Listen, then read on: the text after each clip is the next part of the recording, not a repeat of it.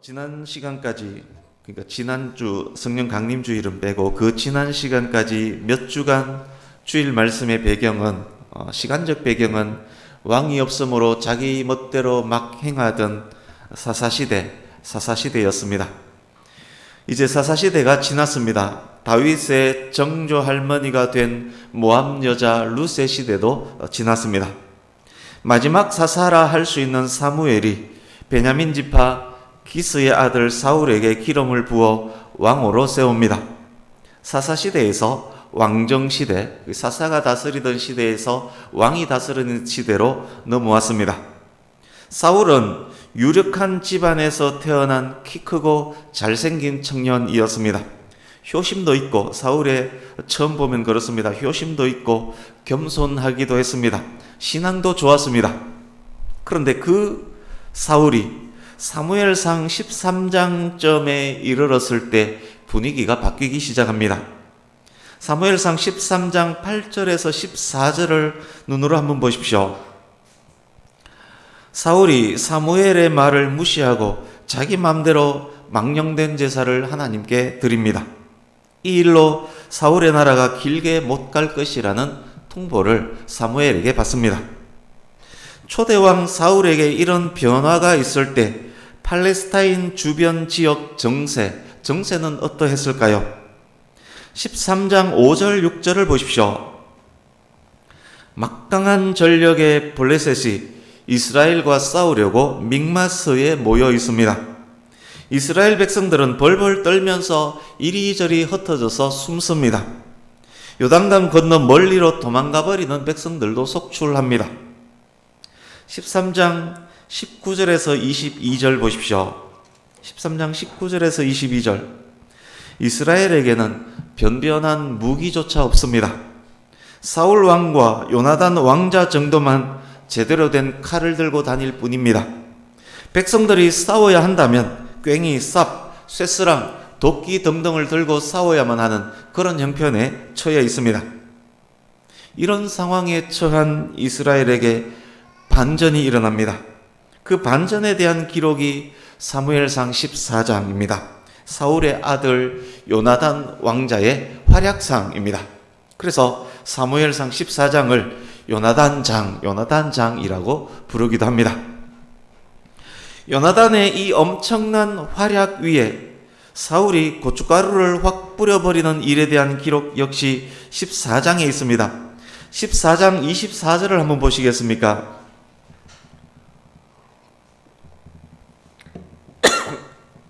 전쟁 승리가 굳어갈 점에 왕 사울이 전군에 금식령을 내려버립니다. 적을 완전 소탕할 찬스에 군인들 밥을 굶겨버리니 확실한 승리가 대충 승리로 끝나고 맙니다. 그래서 사무엘상 14장을 읽을 때 관심 가져야 되는 것 중 하나, 신앙, 판단력 여러 부분의 사울과 요나단의 대조입니다. 아직 오늘 본문에서는 아직 다윗이라는 이름조차 등장하지 않았을 그때쯤입니다. 이제 사무엘상 14장의 공간적 배경에 대해서 확인하겠습니다. 13장 15절 16절 보십시오. 13장 15절 16절. 현재 사울 가까이에는 600명의 군인이 있습니다. 원래는 더 많았지만 현재 있는 군인은 600명 군인입니다. 사울과 요나단 그리고 600명의 군인들은 게바란 곳에 주둔하고 있습니다. 엄청난 규모의 병력과 무기를 갖춘 블레셋은 이미 확인했듯이 믹마스에 있습니다. 17절 18절 보십시오. 13장 17, 18절. 사울의 군대는 한 개의 편제로 사울의 명령을 받는 일원화된 지휘체제에 있습니다. 그런데 블레셋 군대는 세 개 부대로 나뉘어서 각각 움직이고 있습니다. 지휘체계가 세 개로 나누어져 있습니다.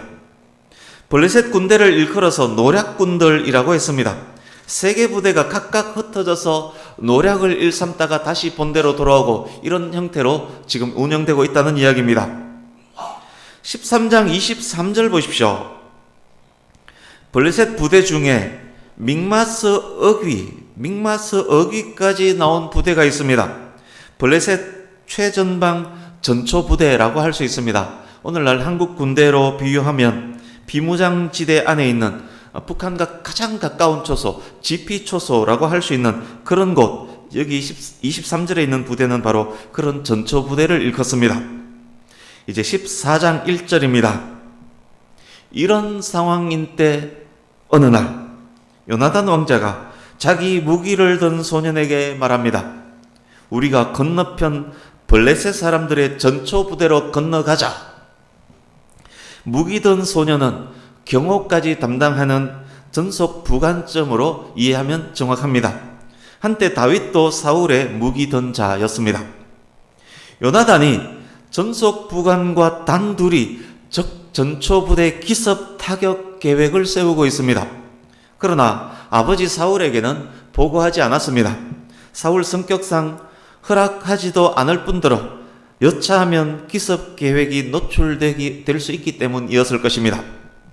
요나단이 그런 계획을 세우고 있을 때 지금 사울은 어떻게 하고 있습니까? 2절 보십시오. 600명 군대의 경호를 받으면서 기브아 변두리 석류나무 그늘에 앉아서 전쟁 상황 전체를 관망하고 있습니다. 3절, 사울 옆에 또 누가 있습니까? 당시 대제사장 아히야가 있습니다. 아히야에 대해서 여기 소개를 해뒀는데 읽으면서 들으십시오. 추가 설명을 하겠습니다. 아히야의 다른 이름은 아히멜렉입니다.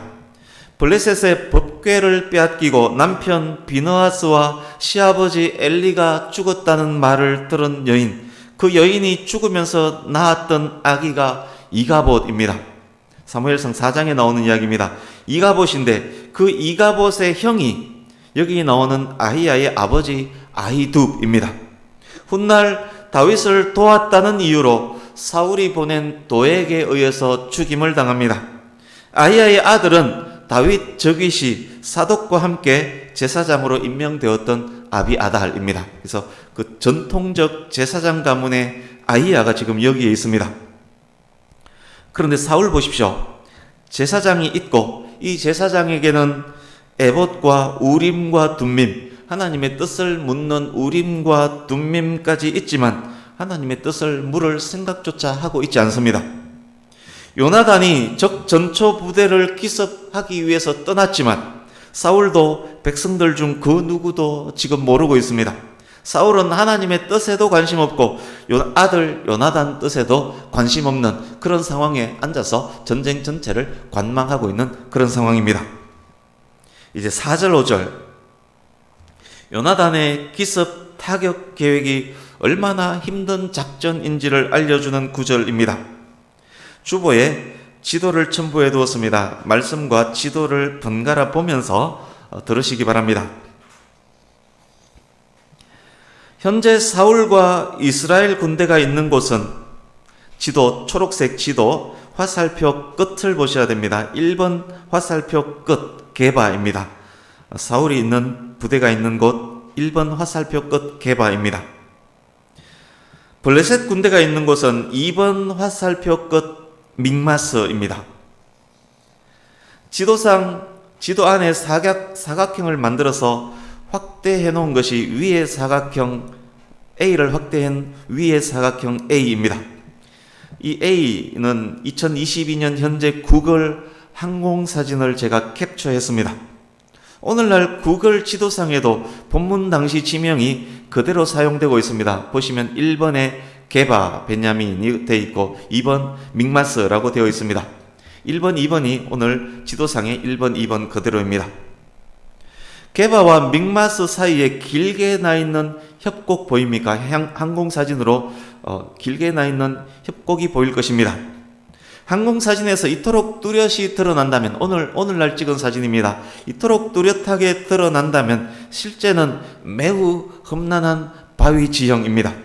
오늘날에도 이토록 확실한 협곡이라면 수천 년 전 본문 당시에 얼마나 이 협곡이 험난했겠습니까?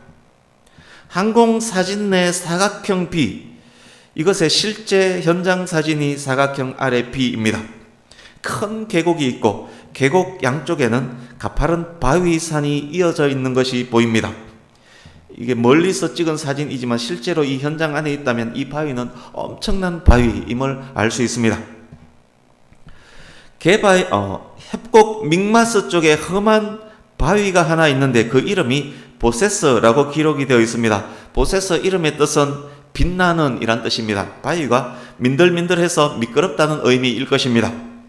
게바 쪽에도 큰 바위가 하나 있는데 이 이름이 세네입니다. 세네 이름의 뜻은 가시가 많은 가시덤불이란 뜻입니다. 가시덤불로 완전 뒤덮인 큰 바위가 게바 쪽에 있다는 이야기입니다. 첨부한 이 그림만 보더라도 협곡 양쪽 바위에 험한 위용이 느껴질 것입니다. 그러니까 보세스 꼭대기 어느 지점에, 믹마스 쪽 바위 꼭대기 어느 지점에, 보세스란 바위 어느 지점에 블레셋 군의 전초 부대가 있다는 그런 이야기입니다. 그러니까 게바에 있는 요나단이 블레셋 전초 부대를 기습 타격하려고 한다면 게바에서 출발해서 가시로 뒤덮인 세네 바위를 통과해서 험한 협곡을 지나서 맨들맨들하고 미끄러운 보세스를 들키지 않고 기어 올라가야만 되는 그런 작전, 엄청나게 어려운 그런 작전입니다. 오늘 본문의 공간적 배경이 그러합니다. 이제 본문으로 갑니다. 6절부터 보겠습니다. 요나단이 부관에게 다시 말합니다. 저 할례도 없는 놈들, 저 하나님의 약속과는 상관없는 블레셋 놈들에게로 건너가자. 무기도 변변찮은데 단 두 사람이 그 험한 길을 뚫고 배후에 엄청난 병력을 두고 있는 블레셋 전초 부대를 기습하려고 합니다. 만용 아닙니까? 도대체 요나단은 무엇을 믿고 이런 일을 시도한다는 말입니까? 여호와께서 우리를 위하여 일하실까 하노라. 아마도 여호와께서 우리를 위해 행하실 것이다 라는 말입니다. 일하실까 하노라. 아마도 행하실 것이다. 이건 믿음 없는 말 아닙니까? 그렇지 않습니다. 의심의 말이 아니라 하나님의 주권, 하나님의 자유를 침해하는 말을 하지 않으려고 그렇게 말한 것입니다. 이것이 요나단 믿음의 말임은 이어지는 말을 통해서 확인할 수 있습니다. 여호와의 구원은 사람이 많고 적음에 달리지 아니하였느니라. 우리 사무엘상 17장 47절을 읽어보겠습니다. 17장 47절. 사무엘상 17장 47절. 같이 읽습니다. 시작. 또 여호와의 구원하심이 칼과 창에 있지 아니함을 이 무리에게 알게 하리라. 전쟁은 여호와께 속한 것인즉 그가 너희를 우리 손에 넘기시리라. 아멘. 다윗이 블레셋 장군 골리앗에게 했던 믿음의 말입니다. 요나단의 말과 다윗의 말은 같은 말입니다. 훗날 다윗과 요나단의 우정은 그들의 믿음과 밀접하게 관련 있음을 확인할 수 있습니다. 비록 나는 부족하고 비록 나는 어리고 비록 나의 무기는 변변하지 않지만 비록 적은 많고 적은 강하고 적은 장군이지만 그렇지만 여호와께서 나와 함께 하신다면 이기고도 남는다. 전쟁에서 중요한 것은 하나님께서 함께 하는지의 여부다. 그런 말을 하고 있는 중입니다. 다시 본문으로 가서 7절 보십시오. 요나단 부관의 믿음도 요나단의 믿음을 닮았습니다. 왕자에게 부관이 말합니다. 왕자님의 뜻대로 하십시오. 성심껏 왕자님을 따르겠습니다. 이제 8절입니다. 우리가 그 사람들에게로 건너가서 그들에게 보이리니, 여기에 보이리니라는 단어는 오늘을 보면 수동태로 되어 있습니다. 일부러 노출시킨다라는 말이 아니라 노출될 수밖에 없다라는 의미입니다. 발각되지 않고는 반짝이고 미끄러운 그 보세스 바위를 통과할 수 없다는 의미입니다. 최대한 들키지 않고 접근하겠지만 반드시 드러날 수밖에 없는 어떤 지점이 있다는 의미일 것입니다. 이제 9절 10절 보십시오. 그런 상황이기 때문에 요나단에게 하나님의 뜻이 중요했습니다. 요나단이 기드온처럼 하나님께서 주시는 징조를 구합니다. 부관에게 이렇게 말합니다. 우리가 발각되었을 때 적들이 기다리라 내가 너희를 치러 간다 라고 말하면서 액션을 한다면 작전을 중단할 것이고 어디 올라와 봐라 라고 말한다면 하나님께서 저들을 우리 손에 넘겨주신 것으로 알고 작전 계속한다. 요나단의 이 말 속에 어떤 의미까지 포함되어 있을까요? 요나단이 신앙의 사람이기도 했지만 이성의 사람이기도 했다는 말입니다. 적들의 훈련 상태, 근무 자세까지 체크하고 있습니다. 만약 기다려라 이놈들아 내가 너희를 치러 간다 라고 하면서 덤빈다면 적들은 매우 용감한 사람입니다. 요나단 뒤에 매복이 있을 가능성이 많은데도 그렇게 다가올 수 있다는 것은 훈련 잘된 병사입니다. 만약 그렇다면 분명 경계 강화, 대기조 투입, 추가 병력 지원 조치까지 한 후에 덤빌 것이 분명합니다. 이성적으로 상식적으로도 그때는 이 위험한 작전을 멈추는 것이 맞습니다.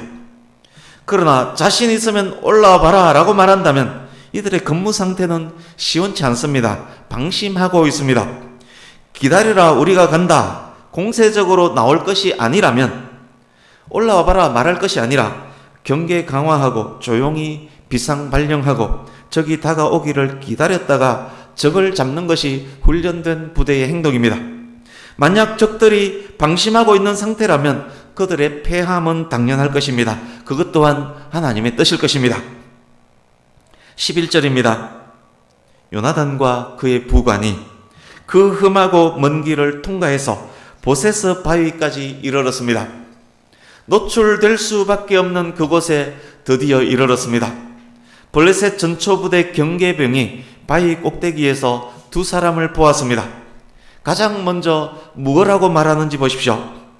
아이고 저놈들 봐라. 히브리놈 두 놈이 숨었던 구멍에서 기어 나왔네.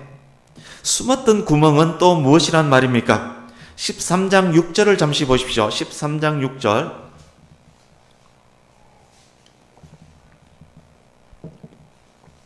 블레셋을 무서워한 이스라엘 백성들이 굴과 숲과 은밀한 곳 그리고 웅덩이에 숨었다는 기사가 나옵니다.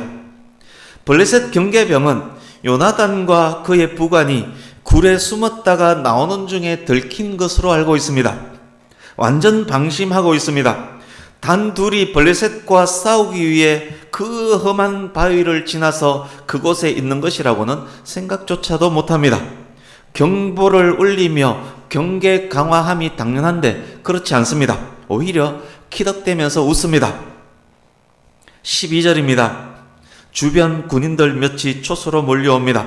역시 키득키득대면서 요나단에게 큰 소리로 말합니다. 아군 GP에서도 가장 가까운 곳 북한과 400m, 500m, 600m 정도밖에 떨어져 있지 않습니다. 여기에서 야 소리치면 저쪽에서 왜? 라고 대답합니다. 그러니까 전초 부대에서 저 밑에 있는 요나단과 그의 부관에게 야 하며 소리치면서 이야기합니다. 야 임마 올라와 봐라. 여기 올라와 봐라. 우리가 멋진 것 보여줄게. 실제로 GP에서 야 임마 그러면 왜 임마 그럽니다. 그래서 여기서 여기 올라와 봐라. 야 이놈아 우리 멋진 거 보여줄게 합니다. 요나단이 이때 하나님의 뜻을 확인합니다. 부관에게 말합니다. 하나님께서 우리와 함께 하신다. 하나님께서 저놈들을 우리 손 위에 올려놓으셨다. 멋진 것 보여주러 가자. 13절입니다. 노출될 수밖에 없는 그 지점에서 벗어났습니다. 블레셋군의 관측에서 벗어났습니다. 가파른 절벽을 요나단과 요나단의 부관이 은밀하게 기어 올라갑니다. 블레셋 전초 부대 초소 코앞까지 왔습니다. 요나단의 신호에 의해서 두 사람이 급습합니다. 블레셋 군대 입장에서는 상상도 하지 못했던 일이 실제로 일어난 것입니다. 요나단이 베고 뒤따르던 부관이 확인 사살합니다. 오면 멋진 것 보여주겠노라고 낄낄대며 큰 소리 치던 블레셋 군들 찍소리도 못하고 죽는 꼴을 멋지게 보여줍니다. 14절 두 사람이 급습해서 반나절 가리 땅 안에서 최초로 쳐 죽인 블레셋 군인이 20여 명입니다. 반나절 가리 땅은 또 무엇입니까? 황소 두 마리가 하루 동안 가는 밭의 면적을 하루가리 땅이라고 부릅니다. 유대인에 의하면 그 면적이 약 4,000제곱미터, 약 1,220평, 논 한 마지기를 200평으로 보는 데도 있고 300평으로도 보는 데도 있습니다. 200평으로 본다면 여기 하루가리 땅은 논 6마지기입니다. 그래서 여기 나오는 것은 반나절 가리 땅이기 때문에 그것의 반, 약 600평, 논 3마지기 면적입니다. 요나단과 그의 부관이 약 600평 면적 안에서, 이 600평은 아마 그 전초부대 막사가 들어져 있는 그 공간인 듯 합니다. 그 600평 면적 안에서 종횡무진, 나비처럼 벌처럼 블레셋 초소를 휩쓸어 버렸다는 그런 말입니다. 15절, 여기 들에 있는 진영은 전초부대 후방 평지에 있는 본진을 의미합니다. 본진에서 바위산 꼭대기에 있는 전초부대를 보는데 먼지가 나고 비명소리가 나고 완전 난리입니다.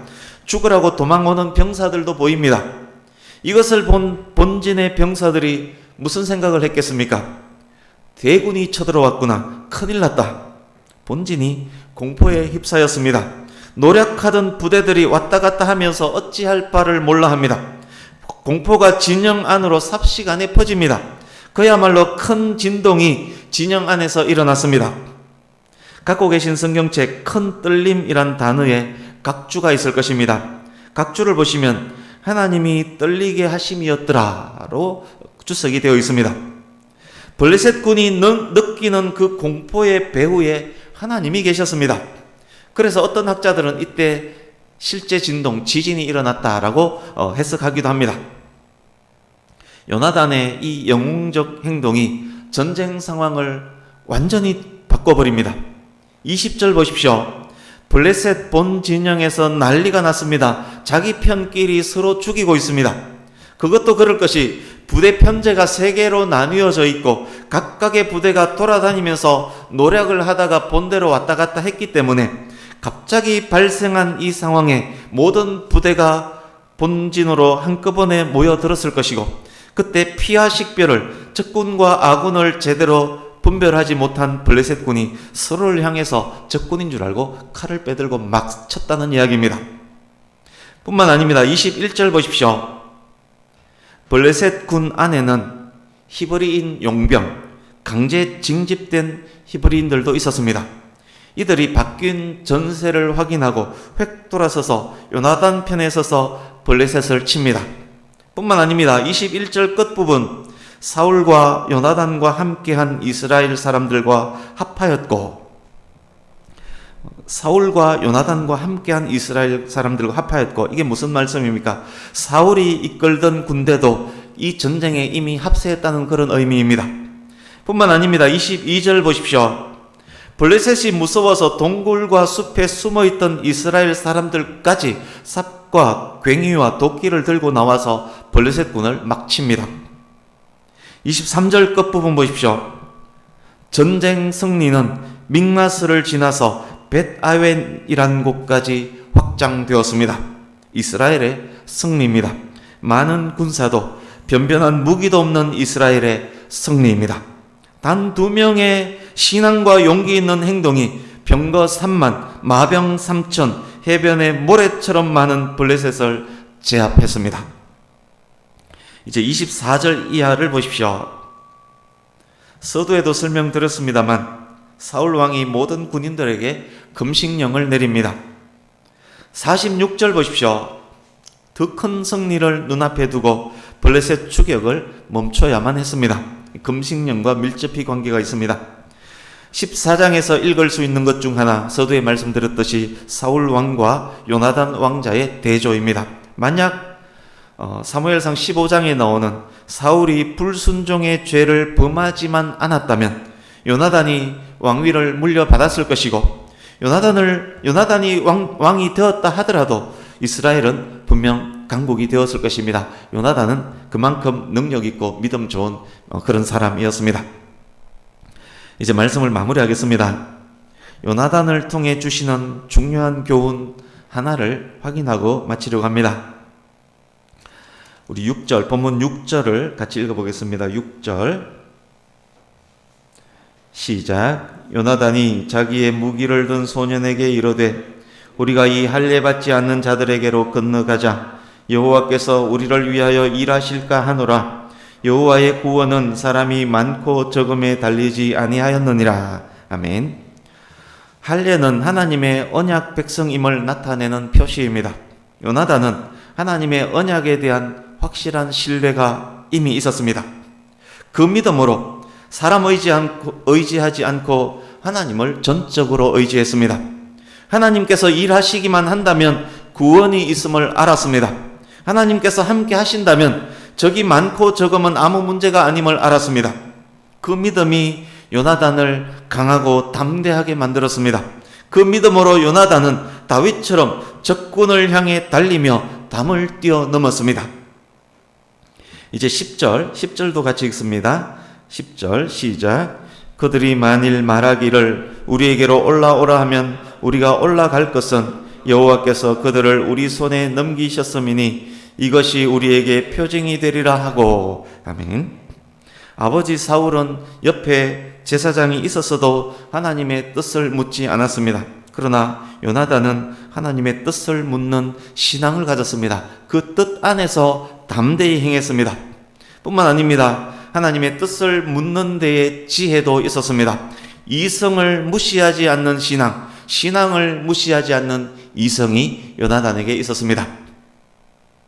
이제 15절도 같이 읽습니다. 시작. 들에 있는 진영과 모든 백성들이 공포에 떨었고 부대와 노략군들도 떨었으며 땅도 진동하였으니 이는 큰 떨림이었더라. 아멘. 이 큰 떨림은 하나님께서 주셨음을 아까 확인했습니다. 요나단의 이 활동에 하나님께서 함께 하셨습니다. 하나님께서 블레셋 진영에 공포와 큰 떨림을 주셨습니다. 공포로 인해 막강했던 블레셋 군대는 오합지졸이 되고 말았습니다. 이제 23절 같이 읽습니다. 시작. 여호와께서 그날에 이스라엘을 구원하심으로 전쟁이 벳아웬을 지나니라. 아멘. 전쟁 승리는 누구로 인함이라고 말씀합니까? 여호와께서 그날에 이스라엘을 구원하심으로 주가 여호와입니다. 전쟁 승리를 주신 분은 여호와셨습니다. 요나단은 이미 그것을 알았습니다. 여호와의 구원은 사람이 많고 적음에 달려있지 않습니다. 여호와의 구원은 여호와의 뜻 안에서 여호와와 함께 하느냐 여부에 달려있는 것입니다. 그 믿음으로 요나단은 일당백의 전사가 되었고 하나님께서 만드시는 승리, 그 승리를 만드는 최고의 도구로 사용된 것입니다. 사랑하는 성도님 여러분, 내가 가난해서 안 된다고 생각하십니까? 내가 무지해서 안 된다고 생각하십니까? 내가 건강하지 못해서, 내가 힘이 없어서, 내가 나이가 많아서 할 수 없다라고 생각하십니까? 우리 교회가 큰 교회가 아니라서 안 된다고 생각하십니까? 우리 교회가 재정이 부족해서 안 된다고 생각하십니까? 안 되는 이유, 질 수밖에 없는 이유는 그것이 아닙니다. 내가 하나님을 전적으로 의지하지 않기 때문에, 내가 하나님과 함께 행하지 않기 때문에, 구원이 돈과 명예와 권력과 규모와 힘 있는 사람으로 인함이라 생각하기 때문입니다. 내가 안 되는 가장 큰 이유, 내가 질 수밖에 없었던 가장 큰 이유, 바르지 못한 나와 하나님과의 관계, 성숙하지 못한 나의 신앙 때문입니다. 우리 함께 시편 27편 1절에서 3절을 같이 읽으려고 합니다. 오늘 말씀의 결론입니다. 구약성경 820페이지